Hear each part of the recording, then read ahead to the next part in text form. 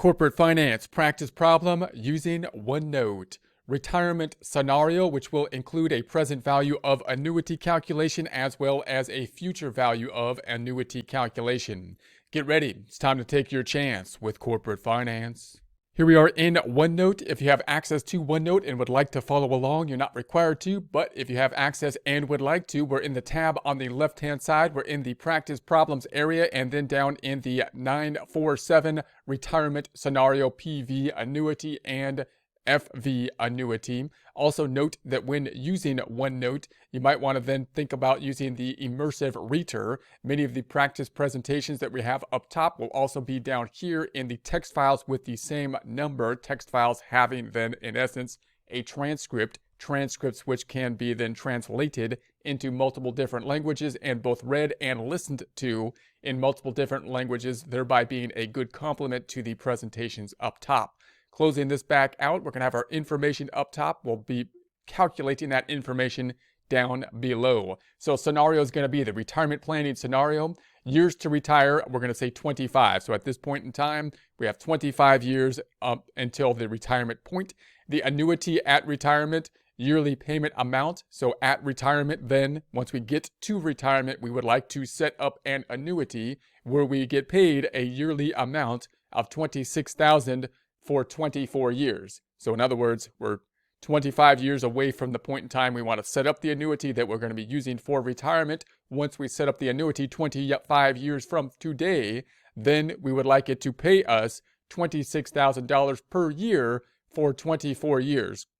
Question then is how much we're going to need in order to basically put in to that annuity in order for that to be the case, in order for us to have the $26,000 for 24 years. And if we were to put money in on a yearly basis for the 25 years that we're starting now, how much would we have to put in order to achieve that goal, in order to have that annuity? So in order to solve for that, we'll have the rates down below. We got the rate during the earnings years, which we're going to say is 10%. And this would be, of course, an assumption. If you put this into a table like Excel, you might run multiple assumptions and practice what would happen if you had multiple different rates. And then we're saying the rate at retirement is going to be 12%. Those are going to be the assumptions that we make. These, of course, when planning into the future, will be estimates so that we can have something to basically work with. It's our best guess that we will work with. You might want to, once again, run different scenarios in an actual retirement plan situation. So that's going to be what we want to do. Now, the thing that's a little bit tricky about this to figure out is that even though we're starting here and thinking about how much money we want to put in, we first need to think about what our goal is going to be before we think about how much money to put in. So we have to think about the second part of our life, in this case, where we want to be setting up the annuity, which is going to happen 25 years from today, the annuity paying us $26,000 for 24 years. Then we want to think about, well, how much money would we need in order to put into an annuity at the start of the annuity in order for it to pay us that $26,000 for 24 years, given the interest rate that we have down below. Once we have that number, once we have that lump sum number, then we could think about, okay, well, now 25 years, I have 25 years to get up to the lump sum amount that I need to put in for that annuity. And we could start to think about how much we would have to put in on a yearly basis for 25 years in order to reach that lump sum target amount. That's going to be the objective. So first thing we're going to take a look at is the present value of the annuity calculation, this being for the second part of our lives, to figure out what the lump sum is that we would have to put into an annuity in order to get the 24 payments of $26,000. So here's going to be our formula. It's going to be P times 1 minus 1 plus R to the negative N over R. And so we can do that, of course, algebraically. We can put this into the equation algebraically. I'm going to do it down here in a table, breaking this down into basically a table format. I'm going to put P on the far column times this whole thing in the middle, and then we'll pull in the numerator and denominator into the inner columns. So there's the 26,000 that we're going to put in. We've got then the 1 plus R, then we have the 1. I'm going to break out the 1. We'll put in a little bit more detail in terms of the numerator, it having a lot of activity going on with it. So 1, then we're going to pull in the 1 plus R to the N in the inner column. So we have the 1 plus the R, which is going to be the 12%. And then, of course, the 1 plus the 12% would give us 112%.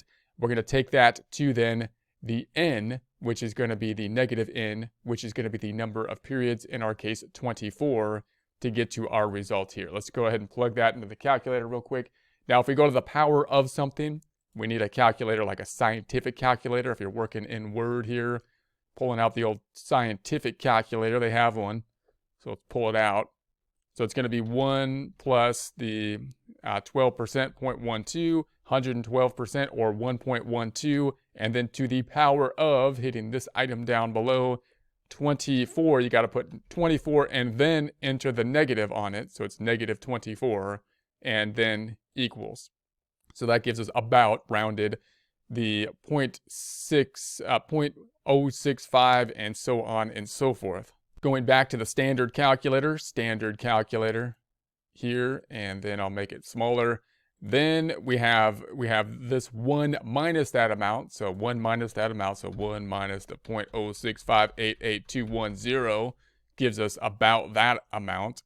And then we're going to take that's the whole numerator, divided by r, which is once again 12. So the numerator divided by r, or 0.1212, gives us the 7.78, and so on. Now we're going to multiply the p times that whole thing. So we got that whole thing times the 26,000, gives us about the 202,392.21 about. So that's going to be the present value then of the annuity, now that we have this one lump sum item that we would need to be saving up to. So in 25 years, we want that one lump sum so that we can then set up an annuity for it. So that means for this 25 years, now the question is, how much would we have to put in for 25 years in order to achieve that goal?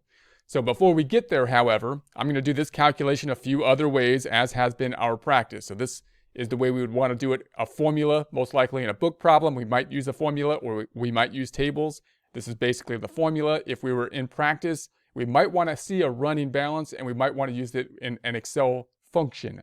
The Excel function is the quickest way to do it. It's useful to see these things basically in a running balance situation. I'm going to break down the annuity in this case to present value calculations. And so we would use basically Excel to do this. This would be quite tedious to do without Excel to give us these present value calculations, but it gives you a little bit more detail about what's actually happening than just one kind of function that just spits out the answer, right? We can get an idea of what's going on here. So if we took the first period, we got the 26,000 payment, and we present valued it, not present value of annuity, but simply present value, we'd get to the 23,214.29. Now this present value, I won't do the calculation for it here. We will do a present value calculation. Well, we may not do a present value calculation, but we're using Excel to do this present value calculation. And then that's going to give us the value over here. And then if we took the 26,000 for the second period, then now we're going to bring this back using a present value calculation just to get an idea of the present value calculations of one and how they kind of tie into the annuity here. So we got the 26,000 for 2 years out. If I pull that back to the present value, we'd get to the 20,727.04. If we take that amount plus the prior present value for the first payment, we get to the 43,941.33 about, and so on and so forth. If we did this again for period 3, we put in another, there is another 26,000. We take that and we're going to bring it back to the starting point of the annuity. That would be the 18,506.29, and we can see how it's decreasing as we go out into the future. And if we add that to the 43,941.33, we get to the 62,447.61, and so on and so forth. So we could take this series of present value calculations, and they will add up once again to that 202,392.21, and you get a better idea kind of what is happening here in terms of the present value calculations on these payments from a period by period basis. Now, the way we would probably do this in practice would be to do the functions within Excel. We would use a present value type of calculation within Excel. Would look something like this. We would have the present value and then take the rate, which I believe is the 12%, and then the comma, and then we take the number of periods, and we're talking annuity. I believe that was the 24, and then comma, the payment. So now we have the payment rather than a future value calculation because we're using an annuity and not present value of 1. And that would be the 26,000, once again giving us that 202, 392.21. And that would be probably the fastest way we would do it in practice, because we would just use Excel, the function, in order to provide that number. Once again, once we have that number, we need to think about how much we could put in each year in order to get to that number so that we can then put it in an annuity, so the annuity can then pay us $26,000 for 24 periods at that point at retirement, we're assuming. So we can also do this with tables. So let's do this first calculation with tables. If it was 26,000, we can look up in the tables. We're looking 12 and 24, I believe. 12 and 24 would be somewhere down here, and 24 would be that 7.7843. So 7.7843, 26,000 times that 7.7843, once again giving us close to what we had before that of 202,391.80, slightly different possibly than this number due to the rounding of the tables. So those are multiple ways we can get to that first calculation. Now let's finally get to the second component of the calculation. Once we know the amount that we need to get to, now we're trying to think, okay, well, I got 25 years to get to that lump sum amount. How much do I have to put in per year if I assume this time a 10% interest rate in order to get to that lump sum amount? So for that, we're trying to figure out how to get to that future point. We're looking for a future value of an annuity because we're looking multiple types of payments. So we're thinking future value of annuity type of thing, but we're backing into it in the sense that we're looking for the payment amount that we're going to get. We're not trying to find the future value of a series of payments that we know. We're backing into what the payment amount will be. So we could use the formula then and use our algebra, which is often what would happen in a book problem, or we can use this similar kind of function in Excel to back into that number using the formulas or the functions. So we have the future value. If we plug this in here, we'd say, okay, well, the future value, I know where we need to be. We need to be at that 202, 392.21. That's what we calculated in the first half of the problem. And then equals the payment. That's what we do not know. And then we have 1 plus R. R would then be the rate, which this time was the 10%, to the N, which this time is going to be 25. That's going to be how many years we have to get there, minus 1 divided by R, which again we know is the 10%. So once we have it in here, we can solve for P, solving for P, the only unknown. The thing I want to take away, I'm not going to solve for P, you could do that algebra yourself. The thing I want to take away here is that we're not basically trying to figure out another equation to solve for P, but instead, like we would typically do, we would say, hey, this fits into the future value of an annuity equation with only one unknown. I'm just going to use that equation, plug in what I do know, and have the unknown which I do not know, and then solve for it algebraically. We would like to apply that same concept to what we would use in practice. This is what you would probably do in a book problem. In practice, you'd like to apply that same concept down here to the Excel function, because the same idea would be here. You say, well, I know it's a future value function here. I know that function, and I know everything except for one component of it, but that component isn't basically the future value. It's not the end result. So can I back into that? Can I use the same kind of algebraic idea, or do I have to have another function that's going to be solving for the payment amount? You could probably find it, but it's less common than the future value. So we're going to use the more common future value calculation to back into that number using a concept of goal seek. So we'll get the idea of goal seek, and then we'll go down here, take a look at it. I highly recommend looking at it in Excel as well. We will work similar problems in Excel so you can get a practice for it. So I'm going to put the same formula down here in our table in a spreadsheet format. Instead of solving for P, we're simply going to put it in the standard format, and then we'll use trial and error to find the unknown, noting that we could then do that quite easily if we had a spreadsheet that was all linked together. So this top number is the one that we would not know. That's going to be the present value, P. So I would just put in a number to start off with as 1,000 into our spreadsheet or something like that, not 0, because you don't want it to give you an NA type of calculation, something that can't calculate if dividing by 0, for example. So then we're going to say that we have the numerator 1 plus the rate, which is going to be the 10%. That's going to be the 110%, to the number of periods, in our case 25, so 110% to 25 periods to the power of 25 gives us about 10.834706. And then we're going to take that amount and we're going to subtract out 1, and that'll give us the 9.834706. That'll be basically the whole numerator. Then we'll divide it by the denominator, which is 10%. So numerator divided by the denominator gives us the 98.3470594 about. Now we have the P and this whole thing here. We can multiply that out. If this was something other than the answer, if this was like 1,000 times this number, we would get some result that would be different than what we know it should be. We know it should be the 202,392.21 because that's what we got in the prior section calculation. And then if this was all connected together, we can adjust this. We could say if it was low, if it was 1,000, we can increase 1,500, 2,000, and so on and so forth until the end result gets to the number we want it to be.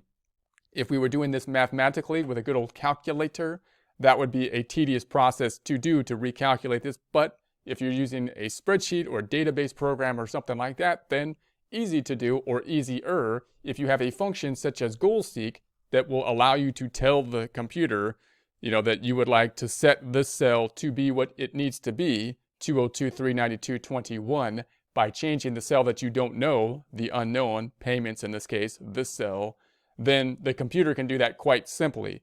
And so we could see how that would work with a spreadsheet type of format. Same concept would be down here with the function. So if you use the function, we could say, okay, I'm just going to use the most common function that has what I need here, which is the future value function. So we'd say future value, and I'm going to solve for the thing I do not know, which is not the end result of the function, but rather the payment.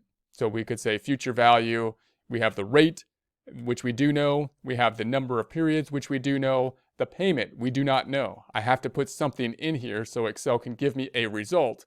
I can't tell Excel give me the result and make that the unknown, right? But I can say, hey, look, this cell right here, I'm going to use that cell to put in some number, like 1,000 to start with, for example, to test it, and then run this calculation. It will then give me an answer. The answer would then be wrong because I guessed the payment. Then we can adjust this cell, and because it's linked, we can increase it from 1,000 to 1,500 to 2,000, and so on and so forth until we get the result that would be proper. And we could, of course, use Excel to do that. We could say, Excel, using goalSeek, we could say, would you set this cell to be the 202,392.21 by changing this cell? And that's how we can kind of back into the same thing. So that means you could use one function in a similar way as we use one algebraic equation to solve for any unknown in it, even though we cannot rework the function in the same way we can with an algebraic equation, but rather kind of like having a stuck spreadsheet that we have that's all connected and backing into the unknown amount and achieving the same objective in essence. So we can basically do the same thing with the tables now down below. So with the tables, what we would be doing is backing into this top number now. So we could find the amount from the table and we could find the future value, and we're going to back into basically the top number. So from the table, we have the number of periods, which in this case is 25, and then 10 and 25. So we're looking 10 and 25. 10 and 25 is 98.347. 98.347. And then if this times that would equal this, then we're going to take that. There's a lot of thises and that's in this explanation. That 202,392.21 divided by this 98.347 would give us that, which would be the 2057.94. So it's not exact, of course, or it may not be exact because, once again, the tables are rounding out, in this case, to 4 digits.